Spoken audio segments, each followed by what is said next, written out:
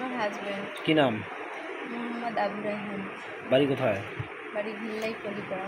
কি কেন মারছে? এই সামান্য একটু ছাগল নিয়ে। ছাগল নিয়ে?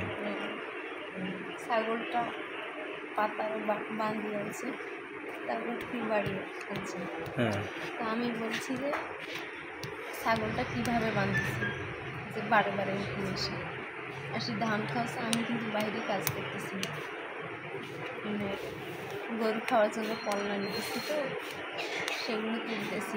আমি কয়েকবার বাড়িতে আসি বকরিটা খেলাম, তার জন্য বলছি যে মারামারি করার সময় জোর বাহির হয়, বকরি বাঁধতেছি কীভাবে, তখন কি জোর বাহির হয় না?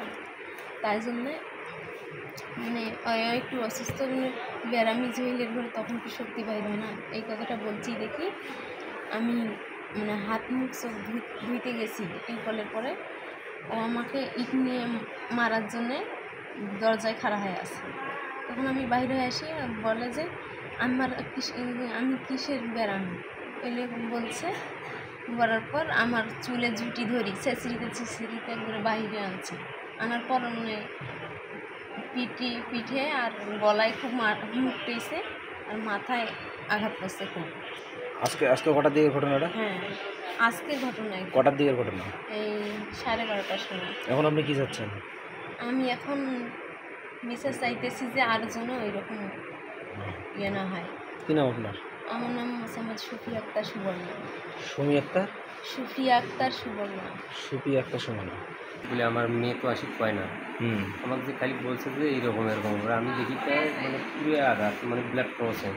শেষ সময় যখন আসি ফোন নিয়ে আসি, ভ্যান থেকে নামি আমাদের বাড়িতে যে পড়ে গেল, তখন আমি কল্পনাতে একাই চলে যাচ্ছে বাচ্চাটাকে নিয়ে? বাচ্চাকে নিয়ে।